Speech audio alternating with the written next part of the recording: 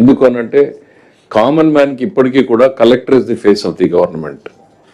So deliverables అన్నీ వెళ్లాల్సింది, జిల్లా యంత్రాంగంలో పనితీరు ఇంప్రూవ్ కావాల్సింది, కీలకమైనటువంటి స్థానం కలెక్టర్గా. అందులో మీ కెరియర్లో this is the most aspired post. దీనికి మీరు now you have been chosen few by the chief minister. Now it's your responsibility, it's your turn to start delivering the chief minister's ideas. And I can tell you watch you for certain things. నాకు ఒక 30 సంవత్సరాల ఎంతో సుదీర్ఘ పయనం చేశాను నేను. 30 సంవత్సరాలలో ప్రతిరోజు ఏదో ఒక కొత్త విషయాన్ని కొత్తగా ఆలోచించే ఎనర్జీ జీలు ఉన్నటువంటి వ్యక్తి. ఆయన ఎదురుగా చెప్పడం కాదు, ఇట్స్ రేరెస్ట్ ఫినామినా. ఒక మనిషిలో ఇట్లా ఉండడం, ఒక తపన ఆరాటం, ఇంకా ఏదో చేయాలి, ఇంకా బెటర్గా చేయాలి, ఇంకా అద్భుతంగా చేయాలి అనేటువంటి నెవర్ ఎండింగ్ జీల్ ఉన్నటువంటి లీడర్తో పనిచేయడం is the greatest opportunity for you to rise your bench marks, to rise your capabilities. మనం అందరం కూడా కాంప్లిసెన్సీ లైఫ్లో చాలా ఈజీగా సెటిల్ అయిపోతాం. కలెక్టర్ అయిపోయాము అనగానే మేము అచీవ్ అయిపోయాం, మంత్రి అవగానే మేము అచీవ్ అయిపోయాము అనేటువంటిది. ముఖ్యమంత్రి గారికి ఎవ్రీ డే ఆయన బార్ పెంచుతూ ఉంటారు మాకు.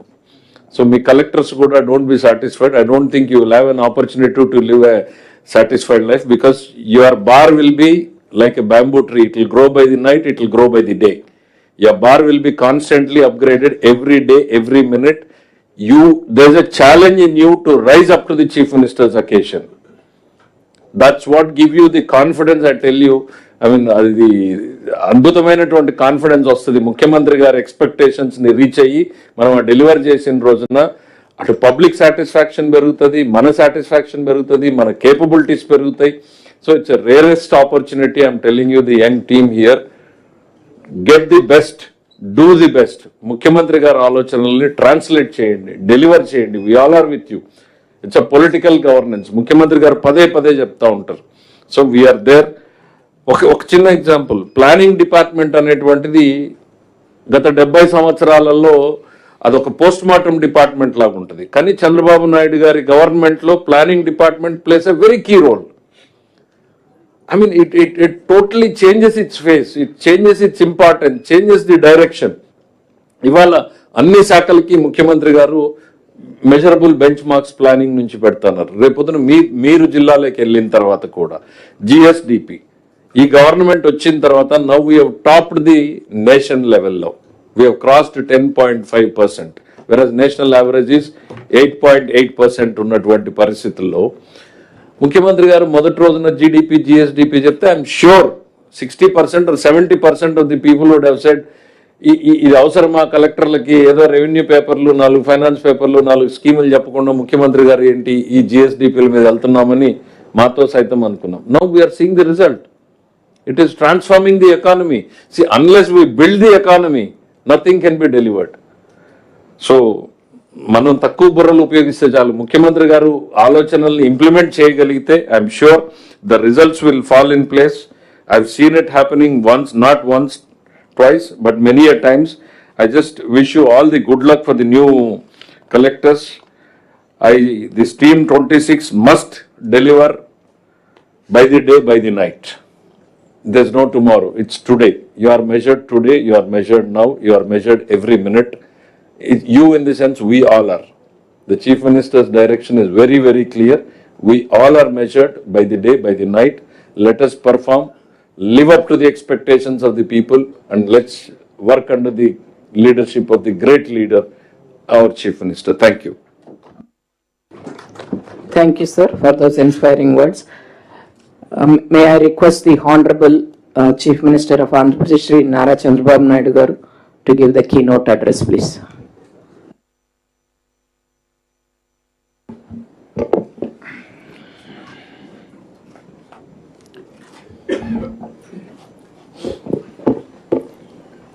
గౌరవనీయులు రెవెన్యూ శాఖ మంత్రులు అనగాన సత్యప్రసాద్ గారు, గౌరవ చీఫ్ సెక్రటరీ,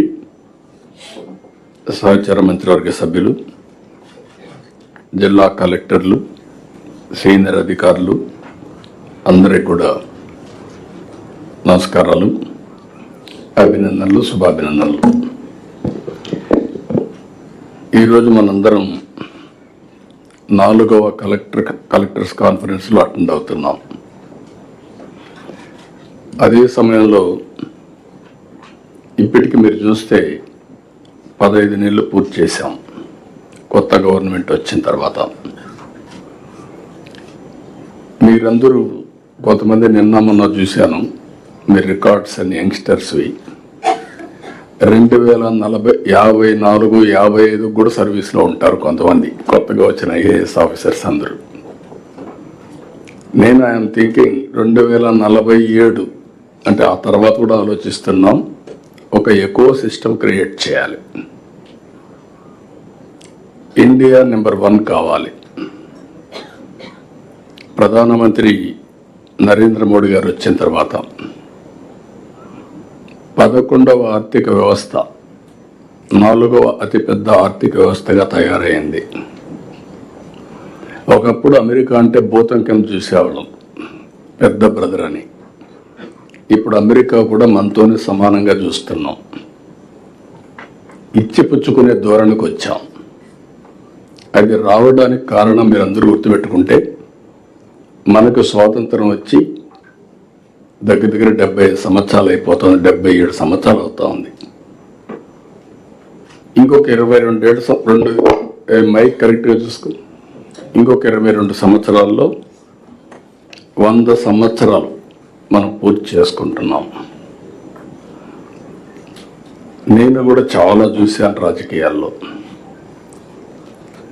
నిన్న మొన్న చూస్తే ఐఏఎస్ ఆఫీసర్లు, ఐపీఎస్ ఆఫీసర్లు చూస్తే వాళ్ళు పుట్టిన సంవత్సరమే నేను సీఎంగా ఉన్నా. అవన్నీ చూసినప్పుడు I had a great experience in this country. Rayalaseema రాళ్లసీమగా మారిపోతుంది, ఎడారిగా మారిపోతుంది, ఎవరు కాపాడలేరు అన్న రోజులు కూడా.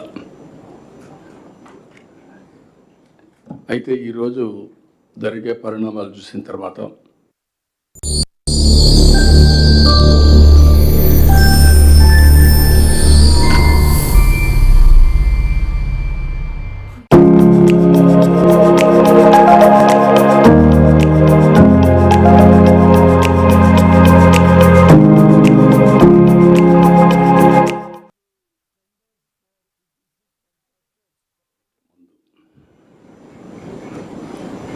రిఫార్మ్స్ రాలేదు. రిఫార్మ్స్ రాకంటే ముందు మీరు చూస్తే ఆర్థిక వ్యవస్థ 2%, 3%, మ్యాక్సిమం 3.5%. అది ప్రపంచం అంతా మనల్ని ఎగతాళి చేసేవాళ్ళు. ఇది హిందూ గ్రోత్ రేట్ అని. ఒకప్పుడు ఏషియన్ టైగర్స్ అని ఒక 6-7 దేశాలు, సౌత్ కొరియా ఇవన్నీ బ్రహ్మాండంగా చేస్తే నేను మన ఎమ్మెల్యేస్ అందరినీ ఆ దేశాలకు పంపించాను, ప్రభుత్వ డబ్బులు ఖర్చు పెట్టి. చూసి ఒక పబ్లిక్ పాలసీలో వాళ్ళు ఏం చేయగలుగుతున్నారో మనం ఎట్లా చేయాలని చెప్పి పంపించాను. నా దగ్గరకు వచ్చి అపోజిషన్ పార్టీస్ అన్నీ మీరు కరెక్ట్ సార్ అని నన్ను పొగిడారు. అసెంబ్లీ పోతే వ్యతిరేకించారు. వాళ్ళు చెప్పింది నేను వినుంటే నేను ఏ పని చేసేవాడిని కాదు. ఇన్ మై ఎక్స్పీరియన్స్ నేను సెల్ ఫోన్లో మాట్లాడితే ఎగతాళి చేశారు, టెక్నాలజీ మాట్లాడితే అవహేళన చేశారు, రిఫార్మ్స్ కావాలి అని మాట్లాడితే చాలామంది వద్దన్నారు, ఓపెన్గా పోస్ట్ చేశారు. ఈరోజు అలాంటి రాజకీయ పార్టీలు మనుగడ లేకుండా పోయే పరిస్థితి వచ్చింది. ఇవన్నీ గత చరిత్ర. ఇప్పుడు వచ్చినప్పుడు మీ అందరూ గుర్తుపెట్టుకోవాల్సింది, ఈ ప్రభుత్వం వస్తానే ఒక నిర్దిష్టమైన విధానం, government of India Viksit Bharat 2047 తయారు చేశారు. మనం వచ్చిన తర్వాత స్వర్ణాంధ్రప్రదేశ్ 2047 తయారు చేశాం. ఇది మనందరికి ఒక బైబిల్ కావాలి, ఒక భగవద్గీత కావాలి, ఒక ఖురాన్ కావాలి. మీరు ఎవరైనా సరే చేసేటప్పుడు ఇది అవన్నీ కూడా మానసిక ఆనందం, ఒక మనకు తృప్తినిచ్చేదైతే ఇది జరిగితే భారతదేశాన్ని ఎవ్వరూ ఆపలేరు, ప్రపంచంలో నెంబర్ 1గా తయారవుతుంది. అందులో తెలుగు రాష్ట్రం మనం అగ్రస్థానంలో ఉండాలని నా ఆలోచన. మైక్ ఎందుకు కట్ అవుతుంది? నాకు గొంతానే ఉంది మైక్. అయితే ఇక్కడ మీరు చూసినప్పుడు ఇప్పుడు కలెక్టర్స్ అందరూ వచ్చారు. 15 నెలల తర్వాత నేను కూడా ఫస్ట్ టైం వస్తానే కొంతమంది కలెక్టర్స్ అందరినీ సెలెక్ట్ చేసుకున్నాం. ప్రాసెస్లో 1 సంవత్సరం చూసిన తర్వాత మళ్ళీ ఉండే వాళ్ళలో నేను ఒక ఆలోచన చేశాను. నేను చాలాసార్లు ప్రయత్నాలు చేశా కానీ ఈసారి మాత్రం కొంచెం డెప్త్కి వెళ్తున్నాను. అందుకే చీఫ్ సెక్రటరీ దగ్గర నుంచి డీజీపీ దగ్గర నుంచి అందరిలో కూడా రైట్ మ్యాన్ రైట్ ప్లేస్ మనం పెట్టుకోగలిగితే అక్కడి నుంచి మన విజన్ కూడా నేను అనుకున్న పనులు కూడా సుజావుగా జరుగుతాయనే ఉద్దేశంతో ఫస్ట్ ఆఫ్ ఆల్ నేను ముందు ఒక ప్రజాస్వామ్యంలో ఉన్నాను కాబట్టి మా ఎమ్మెల్యేల సెలక్షన్లో కూడా చాలా ఎక్సర్సైజ్ చేశాం. మంత్రుల సెలక్షన్లో కూడా చాలా ఎక్సర్సైజ్ చేసుకున్నాం. సామాజిక న్యాయాన్ని పరిగణిస్తూనే సమతుల్యంతో సమర్థత కూడా పెద్దపీట వేసి ముందుకు పోతున్నాం. ఈరోజు మేము చేసిన పని మీరు గుర్తుపెట్టుకోవాలి. రిమైండ్ చేస్తున్నా మీకు, పొలిటికల్ గవర్నెన్స్ అన్నాం కాబట్టి ఇక్కడ ఎన్డీఏ గవర్నమెంట్ ఉంది, కేంద్రంలో కూడా ఎన్డీఏ గవర్నమెంట్ ఉంది. డబుల్ ఇంజన్ సర్కార్, డబుల్ డిజిట్ గ్రోత్. ఈరోజు మీరు చూస్తే హైయెస్ట్ గ్రోత్ రేట్ 10.5% ఫస్ట్ క్వార్టర్లో వచ్చాం. కానీ మన ఎయిమ్ అయితే ఇంకా ఎక్కువ ఉంది, అయి ఉంది. అదే సమయంలో లాస్ట్ ఇయర్ 12% గ్రో అయ్యాం. 2047 వరకు 15% గ్రో కావాలని మన ఆలోచన. 7.5%కి 15% డిఫరెన్స్ మీరు చూస్తే 4.5 times CAGR. మామూలుగా గ్రో అయితే మీరు ఒక 10 లక్షల రూపాయలు పర్ క్యాపిటల్ ఇన్కమ్ వస్తే, అదే మీరు 15% గ్రో అయితే 45 lakhs వస్తుంది. That is the difference. 10 లక్షలకి 45 లక్షలకి 22 సంవత్సరాల్లో. అందుకనే ఈరోజు మీరు చూసినప్పుడు చాలా స్పష్టంగా I'm very happy. Finance department planning, they have done very good exercise. ఈరోజు కలెక్టర్స్ కాన్ఫరెన్స్లో ఈరోజు రేపు మీరు మాట్లాడే విషయాలను చూశాను. అన్ని నేనే ప్రిపేర్ చేయమన్నాను, ప్రిపేర్ చేశారు. మొన్న సాయంత్రం మేము ప్రిలిమినరీ ఎక్సర్సైజ్ కూడా మినిస్టర్స్, ఇంపార్టెంట్ సెక్రటరీస్ కూర్చొని తయారు చేశాం. ఎవ్రీ మినిట్ మీనింగ్ఫుల్గా ఉండాలి, కలెక్టర్స్కి స్పేస్ ఉండాలి, మీరు అడగడానికి, అవగాహన చేసుకోవడానికి. అదే మరి విజన్ కూడా ప్రాపర్గా మీకు కమ్యూనికేట్ చేయాలని ఎక్సర్సైజ్ కూడా చేసి కలెక్టర్స్ కాన్ఫరెన్స్కి వచ్చాం. ఎవ్రీ ఇయర్ ఎకనామిక్ ఇండికేటర్స్లో GSDP state level, GDDP district level, అది లాస్ట్ మండల్ వరకు వెళ్తున్నాం. ఆ డీటెయిల్స్ అన్ని మన వాళ్ళు ఎక్స్ప్లెయిన్ చేస్తారు. దీంతో పర్ క్యాపిటల్ ఇన్కమ్ కూడా ఎక్కడికక్కడ లాస్ట్ వరకు వెళ్తున్నాం. ఇప్పుడు ఉదాహరణకు 23-24 14,22,000 కోట్ల రూపాయలు జిఎస్టిపి. దాంట్లో 2,66,000 జీడిపి. 24-25లో 15,93,000 జిఎస్టిపి, 12% గ్రోత్ రేట్, 2,98,058 రూపాయలు per capital. Year target 18,65,704 GSTP, 17% growth rate. అందులో 3,47,871 పర్ క్యాపిటల్. అంటే మనం ఫస్ట్ క్వార్టర్లో ఉన్నాం. ఎందుకు ఫస్ట్ క్వార్టర్ నుంచి ఇవన్నీ ఇదే విధంగా మనం వెళ్తే 28-29కి 29,29,000 కోట్ల రూపాయలు జిఎస్టిపి రావాలి. 4,67,797 రూపాయలు తలసరి ఆదాయం. 2,66,000 నుంచి 4,67,000 వస్తే అవి ఇట్ విల్ క్రియేట్ ఇంపాక్ట్. ఇక్కడి నుంచి 47-48కి 54,60,000 తలసరి ఆదాయం ధ్యేయంగా పెట్టుకున్నాం. అక్కడే మనం ఆలోచించినప్పుడు అనేకమైనటువంటి మార్పులు చేర్పులు చేసుకుంటూ ఆర్థిక అసమానతలు తగ్గించేదానికి వెల్ఫేర్ ఇస్తూనే ఇంకొక పక్క P4 కూడా తీసుకొచ్చాం.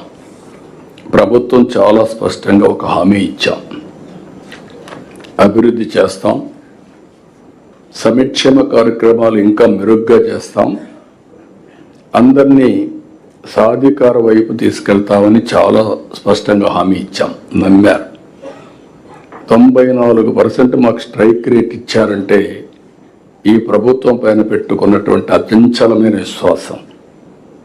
ఆ విశ్వాసాన్ని మేము మళ్ళీ తిరిగి నిలబెట్టుకోవాలంటే ఎన్డీఏ కూటమి, నేను కానీ పవన్ కళ్యాణ్ గారు కానీ మేమందరం దీన్ని ఎప్పటికప్పుడు పర్ఫార్మెన్స్ చేస్తే తప్ప ఇది సాధ్యం కాదు. ఆ పర్ఫార్మెన్స్ చేయడానికే ఈరోజు మీరు చూసినప్పుడు మంత్రులు ఎంత పని చేసినా అధికార యంత్రాంగం కూడా దీన్ని ముందుకు తీసుకుపోయే పరిస్థితి రావాల్సిన అవసరం ఉంది. అందుకే ఈరోజు పోస్టింగ్స్లో కూడా మీరు చూశారు, 1 year తర్వాత నేను చాలా డెప్త్కి వెళ్ళాను.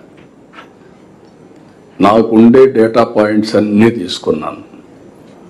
దాన్ని బేస్ చేసుకొని ఈ అన్ని విధాలు ఆలోచించిన తర్వాత ఎవరిని ఎక్కడ పెడితే అనుకున్న లక్ష్యాలకు దగ్గరగా చేరగలుగుతాము, మిమ్మల్ని అందరినీ ఎంపిక చేశామని చెప్పి కూడా నేను మీకు తెలియజేస్తున్నాను. ఫస్ట్ ఆఫ్ ఆల్ కొత్తగా వచ్చిన కలెక్టర్స్కి అందరికీ మనస్ఫూర్తిగా ప్రజల తరపున, మా అందరి తరపున అభినందనలు, కంగ్రాచులేషన్స్, ఆల్ ది బెస్ట్. అదే సమయంలో పాత కలెక్టర్స్కి మళ్ళీ ఒకసారి గుర్తు చేస్తున్నా, మీలో కాంప్లసెన్సీ ఉంటే అది కరెక్ట్ కాదు. మీరు చేసిన పని బాగా ఉందనే ఉద్దేశంతోనే మిమ్మల్ని కొనసాగిస్తున్నాం. అదే సమయంలో మీరు నిరూపించుకోవాల్సిన ఇంకా చాలా ఉంది. ఇంత మునిపే రెవెన్యూ మినిస్టర్ గారు చెప్పారు, అండ్ ఆల్సో ఫైనాన్స్ మినిస్టర్ గారు ఒక పర్టెంట్ పాయింట్ చెప్పాడు. ప్రైమ్ మినిస్టర్ తర్వాత, చీఫ్ మినిస్టర్ తర్వాత ఆల్ పవర్ఫుల్ కలెక్టర్. మీరు అనుకుంటే జిల్లా రూపురేఖలు మార్చే అవకాశం మీకు ఉంటుంది. ఆ విషయం గుర్తుపెట్టుకోవాలి. రెండోది ప్లానింగ్, పొలిటికల్ గవర్నెన్స్ అన్నాం. మీరు అడ్మినిస్ట్రేషన్ చేయగలుగుతారు, పొలిటికల్ మేనేజ్మెంట్ చేయాల్సింది ఈ పక్కుండే రాజకీయ నాయకులు చేయాలి, మంత్రులు చేయాలి. That is the duty.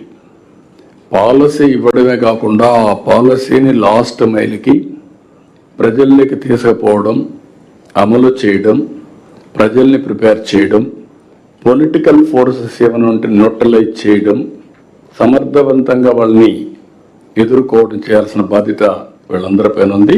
ఈ 2 విషయాలు మీరు గుర్తుపెట్టుకొని ముందుకు పోవాల్సిందిగా కోరుతున్నాం. ఎప్పుడు కూడా నేను దేంట్లోనూ సాటిస్ఫై కాను. That is my plus point, that is my weak point. ఈరోజు బాగుంది, బ్రహ్మాండంగా వచ్చింది, 10.5% వచ్చింది కాబట్టి ఇంక అయిపోయింది అనుకుంటే అక్కడి నుంచి నెక్స్ట్ మీటింగ్కి మీరంతా 4.5కి వస్తారు. I'm aware of that. అట్లా కాకుండా 15 ఎందుకు రీచ్ కాలేదు అనే దానిపైన నేను పరిశోధిస్తూ ముందుకు పోతున్నాను. ఈ మీటింగ్ కూడా మీరు చూసుంటారు, కలెక్టర్స్ అందరూ. 4వ మీటింగ్. చాలా ప్రయత్నాలు చేశాం. ఈ మీటింగ్ని రీస్ట్రక్చర్ చేస్తే ఏది పర్ఫెక్ట్గా ఉంటుంది. ఫస్ట్ మీటింగ్లో మేము ఉపన్యాసాలు ఇచ్చాం, మీరు విన్నారు, మీరు వెళ్ళిపోయారు. రెండో మీటింగ్ జిల్లాకి సీనియర్ ఆఫీసర్లు పంపించాం, మీకే ప్రాధాన్యత ఇవ్వాలనుకున్నాం, మీకు ప్రాధాన్యత ఇచ్చాం.